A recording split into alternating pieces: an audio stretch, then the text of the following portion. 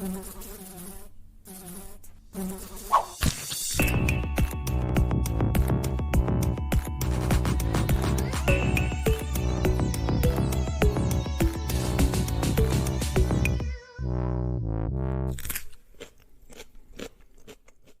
everyone. Welcome to another episode of Trust Bites. I'm your host, Dr. Darren Detweiler, and Trust Bites is brought to you by the fine people at My Trusted Source, your digital solution for a global food supply system. I am part of an advisory board, and I'm so happy today to be joined by Jeremy Zenlea, another one of the advisory board members. Welcome, Jeremy. Hello, Darren. How are you? Recently, I was able to sit down with Jeremy and some other folks there at My Trusted Source and have some great conversation and be interrupted by robots at a restaurant. Remember that? That was amazing. It was very weird to see like robots carrying dishes and stuff away from us. But, Yeah, I but don't know how we get used to something like that. That was really interesting. well, I mean, you're only trusting them in terms of carrying dishes True, back and forth to the true. kitchen. But trust is an interesting issue. We're going to talk about trust, but before we talk about trust, I'd like you to, for those in the audience who might not know who you are, tell us a little bit about who exactly is Jeremy Zenlea. Sure. Thank you.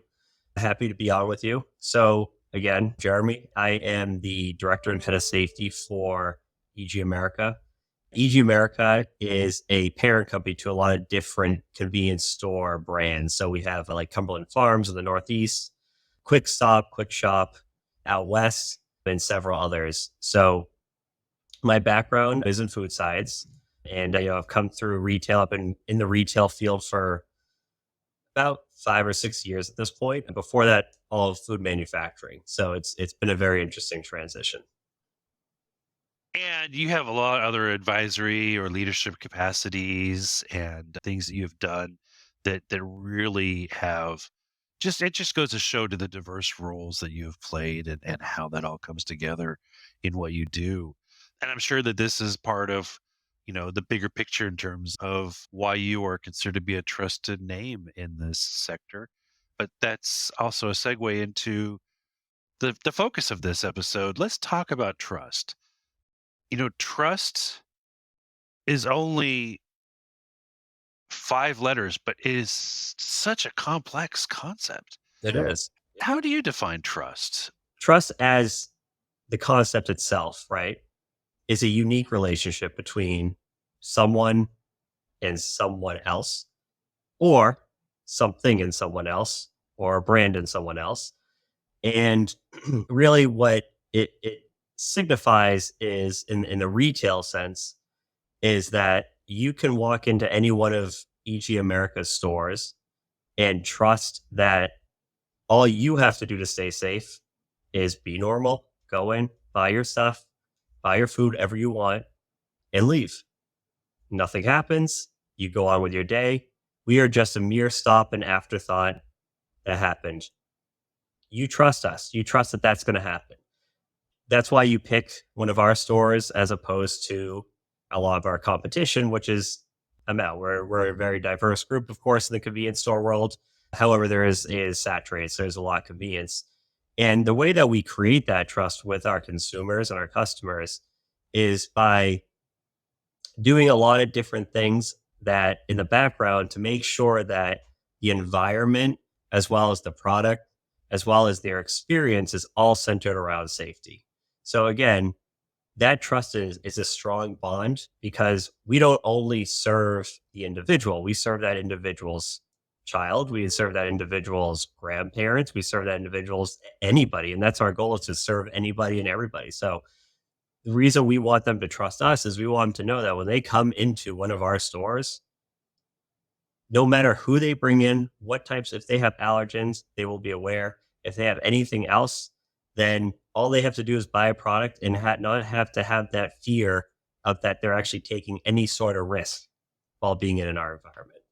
And that to me is what trust is when you're talking between, again, a brand and their consumer. There's something you said that is sticking out for me, Jeremy, in that, I might go into a convenience store and see one person there behind the counter, but I want to in terms of trust, believe that there's actually a lot of people behind the scenes that are taking a variety of actions, even actions that I don't know about or haven't imagined, that are really there to help that element of trust. Behind that clerk and behind every single item that is in that store offered for sale, there's literally, in our case, thousands of people who've done a ton of legwork to make sure that what you are being offered is trustworthy. And it's trustworthy in the fact that it's safe, but it's not only safe, it's also what you're expecting to purchase.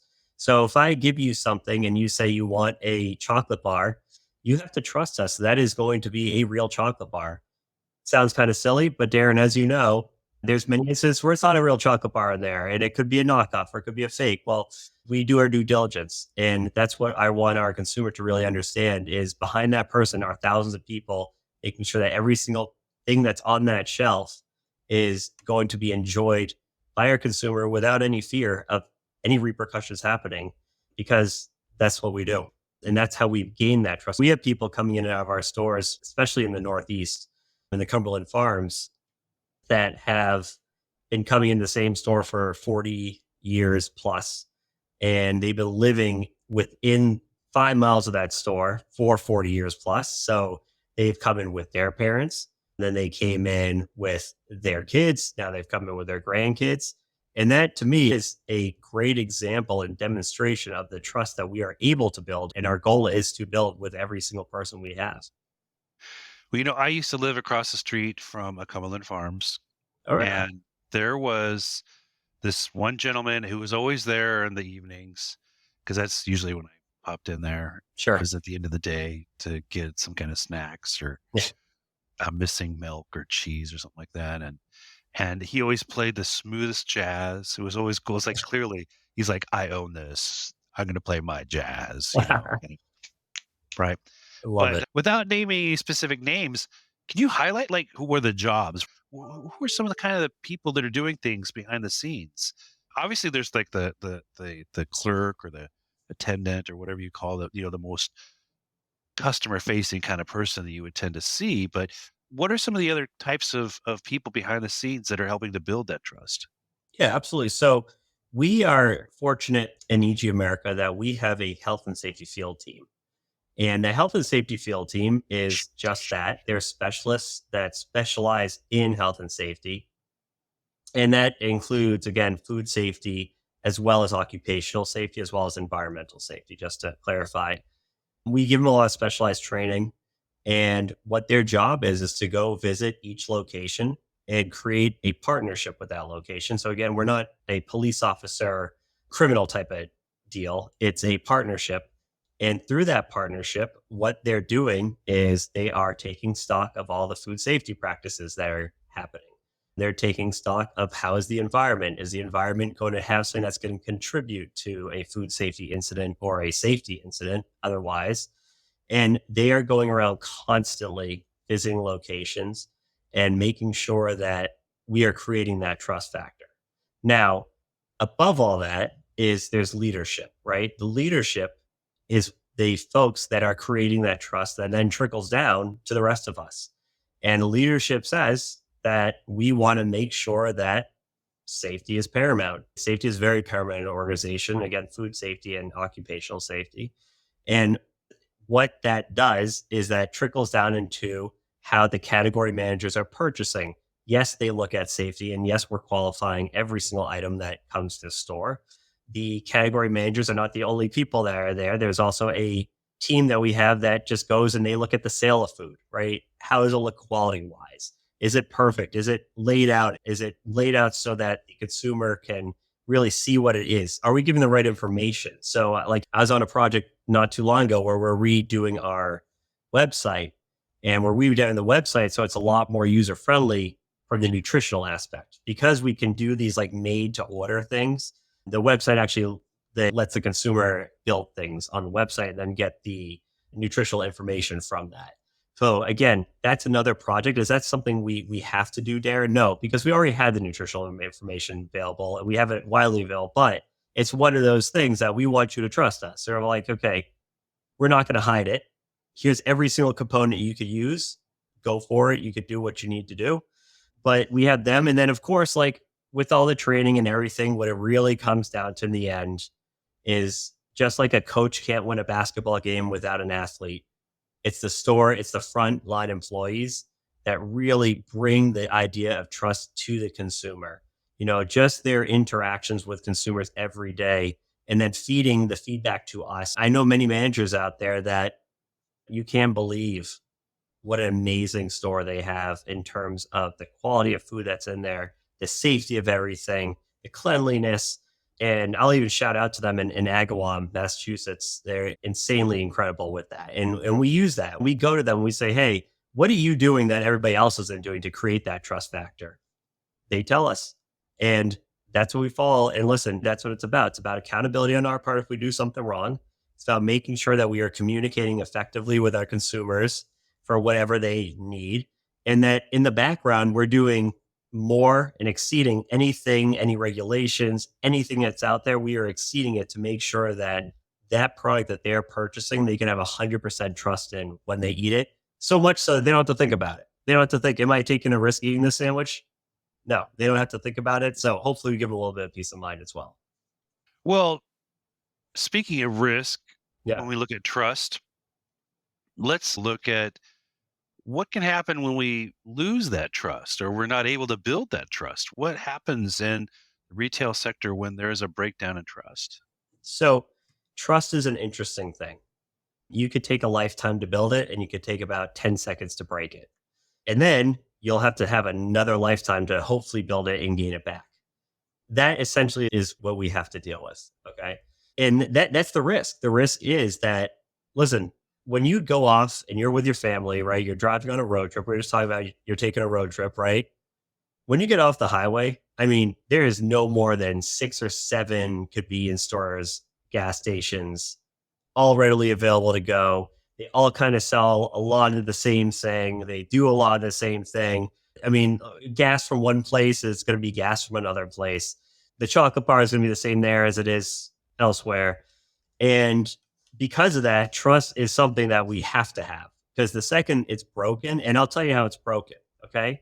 The number one reason it's broken is when you fail to communicate and listen to your consumer. Okay. When the consumer tells you that you have an issue, you need to take that very seriously and say, okay, let's take a look. Do we have that issue?